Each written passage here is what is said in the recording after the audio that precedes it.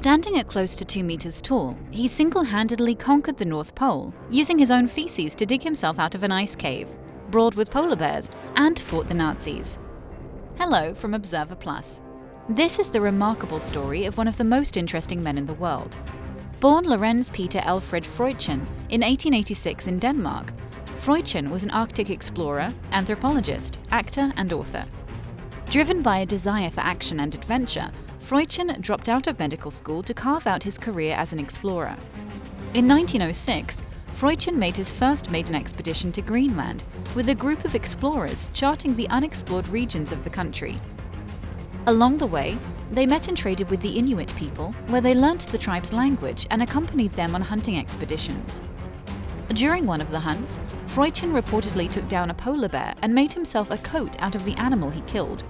In 1910, 4 years after their first expedition, Freuchen and noted polar explorer Knud Rasmussen established a trading post in Cape York, Greenland, which they named Thule. Thule would serve as a base of several expeditions between 1912 and 1933. The first Thule expedition in 1912 involved Freuchen and Rasmussen going on a 1,000-kilometer journey across Greenland's ice sheet. The expedition almost killed them. Freuchen wrote in his autobiography that during the trip, the pair got caught in a blizzard.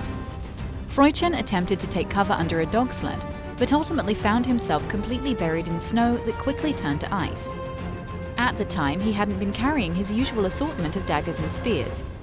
Without any tools, Freuchen was forced to improvise. He fashioned himself a dagger out of his own feces and dug himself out of the cave. When he returned to camp, he found that his toes had become gangrenous and his leg has been taken over by frostbite. Freuchen then amputated the gangrenous toes himself and had his leg replaced with a peg. Freuchen would return home to his native Denmark in the 1920s.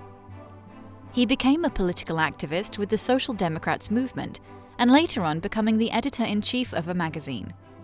He was also employed by the film industry as a consultant and scriptwriter, specializing in Arctic-related movies, and along the way became the leader of a movie company.